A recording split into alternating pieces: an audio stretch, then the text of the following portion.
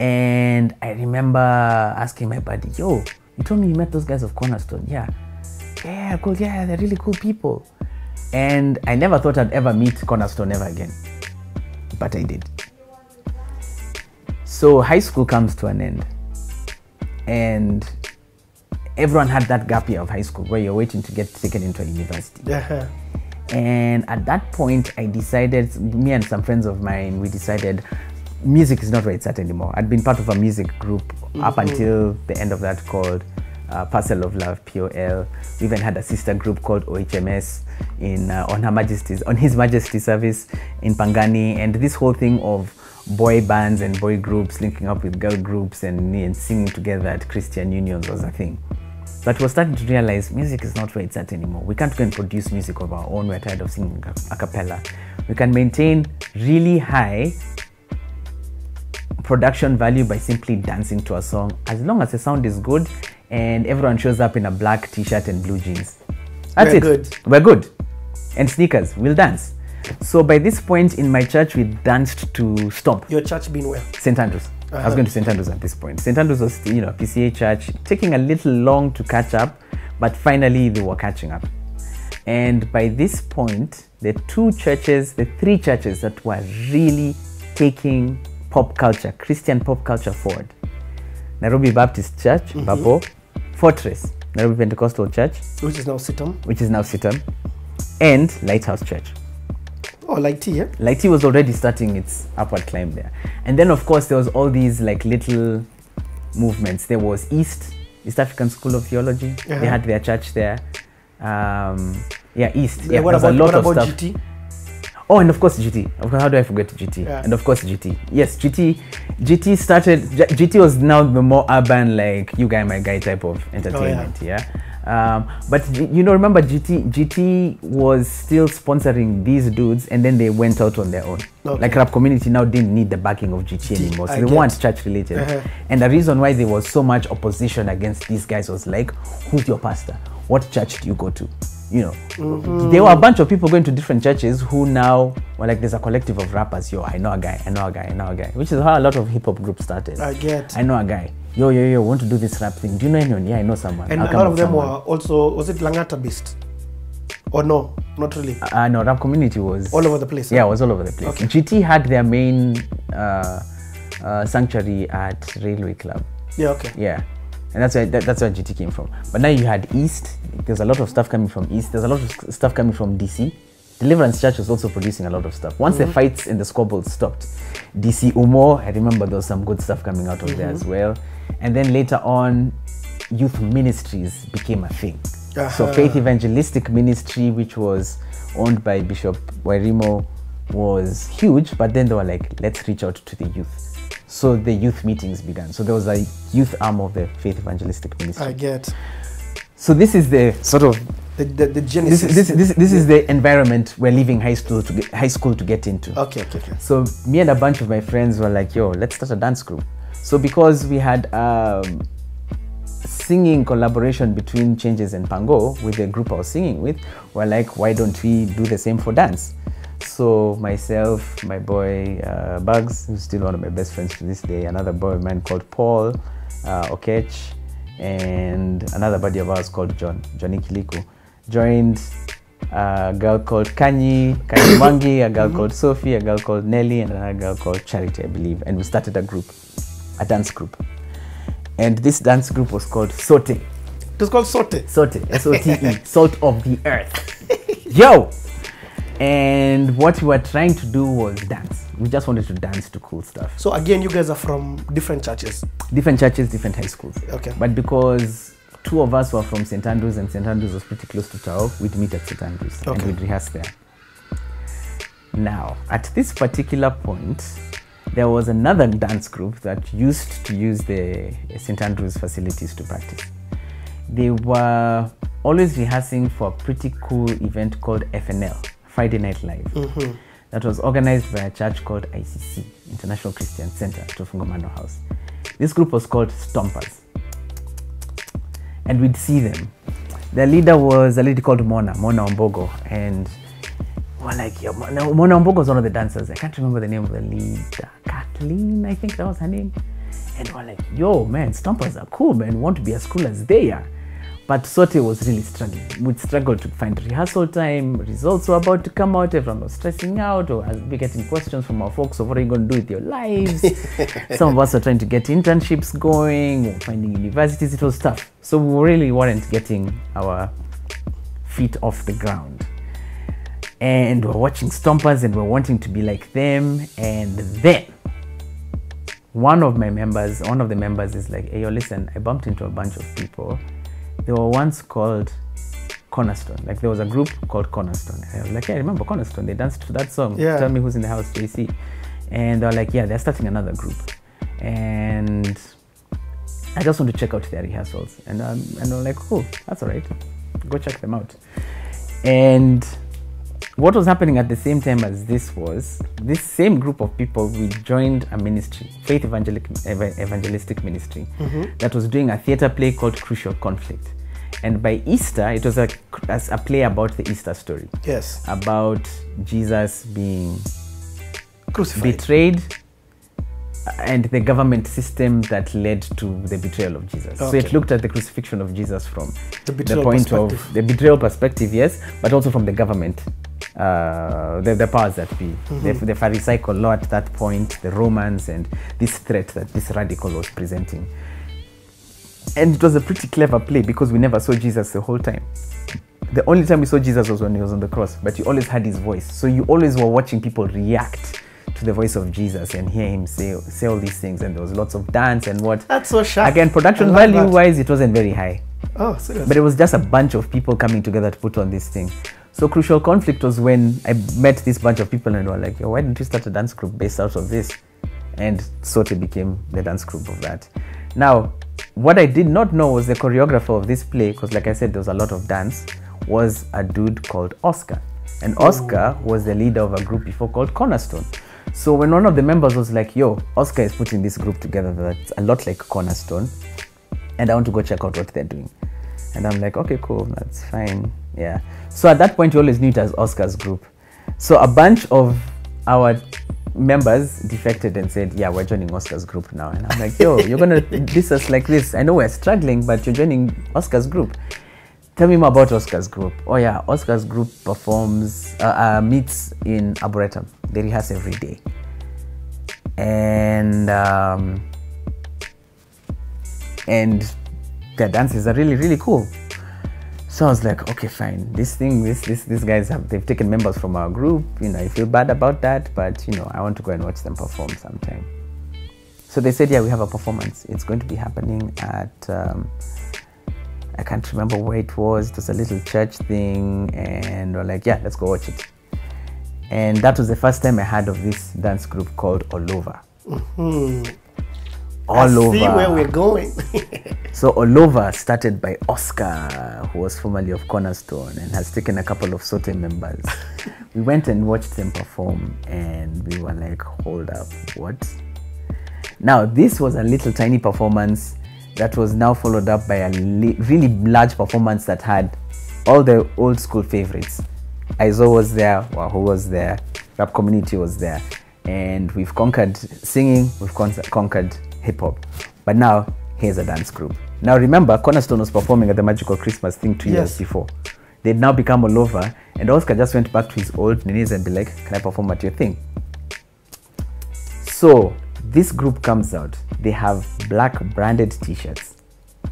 Branded. With the name Ollovar running from bottom to top. And they have these black cargo pants, these baggy cargo pants with strips and stripes all over them. And there's Kanye, there's Sophie, and then there's a whole bunch of other people that I don't know. And there's Oscar, who was choreographing this thing. And the play that we were doing with Faith Evangelistic Ministry was not hip-hop. We weren't doing any hip-hop then, because, you know, it was still, can we do it or not? So here, Oscar was like, now I want to do my thing. I'm going to do my music. Oscar was dating a lady called Maeve. Maeve lived in the US. So because we didn't have cell phones then and email still wasn't a thing, Oscar and Maeve would have phone booth appointments. So they would email each other and say, email was still a very slow medium. No one had We didn't have smartphones. Yeah. People didn't own laptops. So if you wanted to read your email, you'd have to go to a cyber cafe and pay a little bit of money. And the cyber cafe could open an account for you, and you paid your 30 bob and you browsed your emails and you replied to some of them. So Oscar and Maeve would have long conversations over a phone booth. The phone booth's opposite near your house, because that's where it was nice and quiet. And the internet was still becoming a thing, and Oscar would send Maeve lists of, these are the songs that I'd like.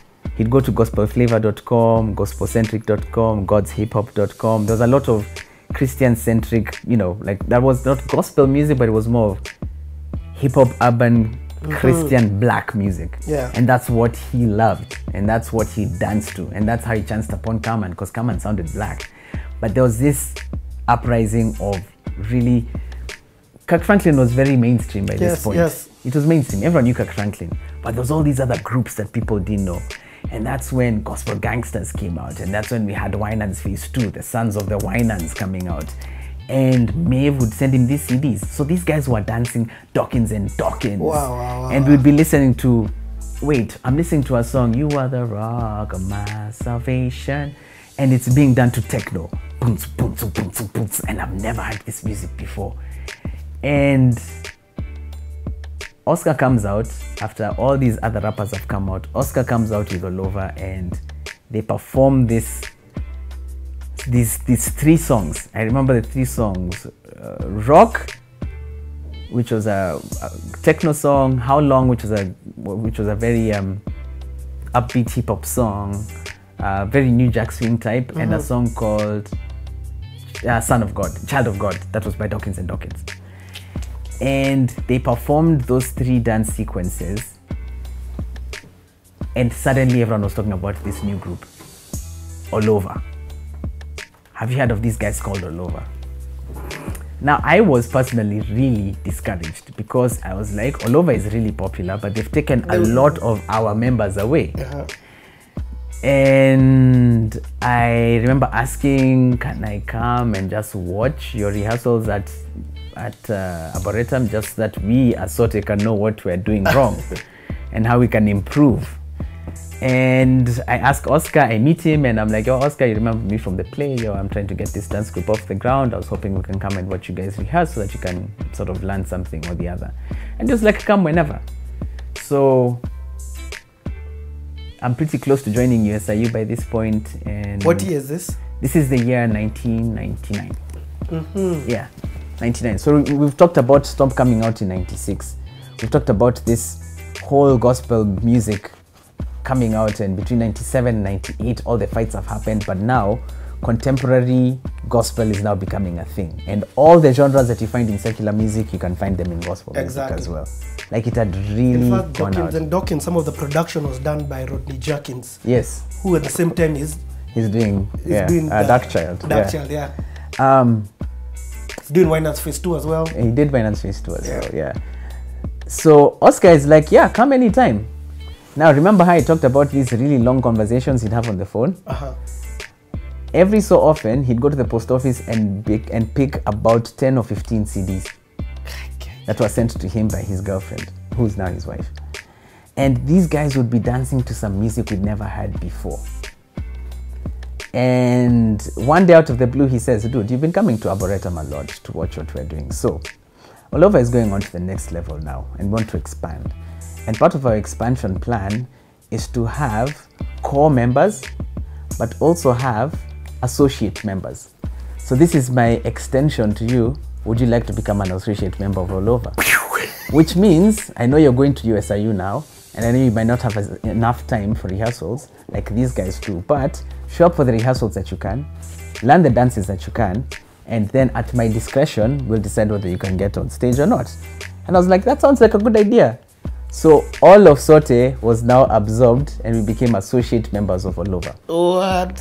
But something else that was happening at this exact time was,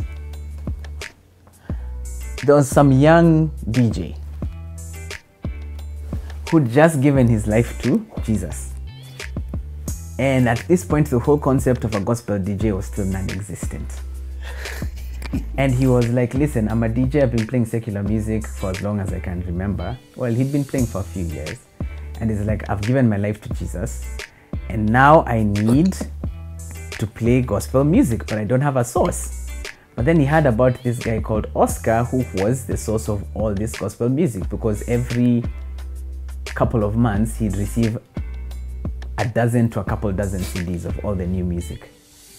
So this dude shows up to rehearsal once, and I shake his hand, and he's like, and I'm like, hey, Mugash, and I'm like, Mose, and I'm like, cool.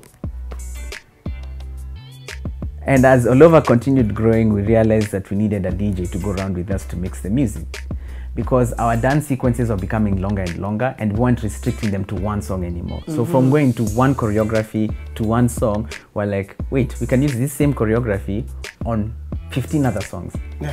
So why don't we just have a DJ who'll play music, and we'll call out to each other, let's do this sequence, and we'll do this sequence, this sequence, this sequence, and then we'd do leadership exercises where whoever was at the front, we became such a tight machine that whoever was at the front would pick up one move, and we knew, oh, that's the move we're doing, and we'd, you know, do our moves like that.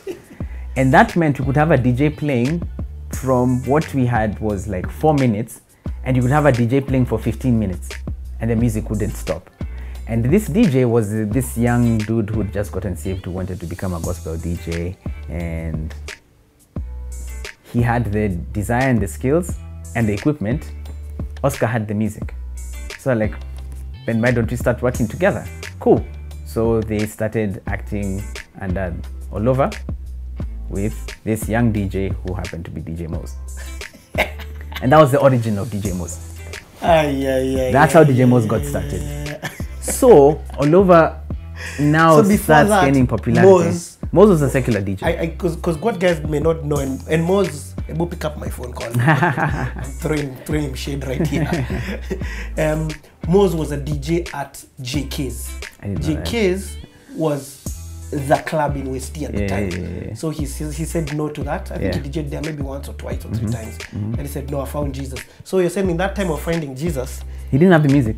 It's exactly, he didn't have the music. He didn't have the music. He's like, now I have all this secular music I can't listen to. There's no immersion tapes at this time. No, immersion CDs or not. Immersion CDs will come about a year later. Exactly. Yeah. So the only place Mose, so you guys absorbing Mose and him finding out this collection of music. Yeah. That's crazy. That's it. That's how it happened. Which is why a couple years afterwards, or 1 or 2 years after that, DJ Mose was like, Ollovar is playing all over, and they're like, who's this DJ playing this music for you? Was that all gospel music? That was all Christian music. I've never had those songs before. That's how I know they might be secular, but you're playing music that can go toe to toe with Ja Rule. Yes. At that point, or 112. Like, whatever was hitting at that point, J-Lo, like we had stuff that could match that. And you'd still have people jamming. Who's that DJ? His name is DJ Mose. Okay, cool. Metro FM. Metro FM approaches DJ Mose. DJ Mose at this point is working with Oscar. Oscar now needs someone who can help with the organization aspect of things. And he was like, who would I reach out to do that? Then we remembered that there was this kid who was doing all the production. This kid, he was a weird guy. And when I say kid, he was older than me, but he was like 19, 20, he was probably 20 years old. Not more than 20 years old. Dressed up in a suit every time. And Faith Evangelistic Ministry, for which we're doing this play, Crucial Conflict, picked him and 2 other people to be the directors of the play. But they were also the producers. They're the ones that would organize the rehearsal time. They're the ones that would do a lot of the coordination of transportation, or this, that, or the other. This young man was called Njugush. So suddenly there's this trifecta, these 3 people. You have the DJ, you have the presenter dancer dude, and you have the organizer. The logistics guy. The logistics guy. And they're like, yo, we don't have a name for this show. What are we going to call the show? We'll call it Kubamba. And that's where Kubamba was born. Mose, I don't need you, you can stay. That is insane. Okay, so Mugash, this thing is mind-blowing me, and I want to still stick a bit to the dance, because for me, I think I figured out the first time I ever met you through this conversation. So I've known Mugash I want your story has so many facets to it that I want us to sort of recap. Yeah. We've got you falling in love with acting. Yes. E.T. memorable time. Yeah. Then we've got you entering and music in terms of singing, choir, and all of these things. And then meeting all these cool people. Meeting all these musicians and dabbling in that world. Yeah. Then now we've got Mugash the dancer. Yeah. which started because I got in a theater play because I really wanted to act. Exactly. Yeah. So getting into this theater play when there were aspects of dance and choreography in it, were like, this is actually pretty cool. And so have you acted at this time?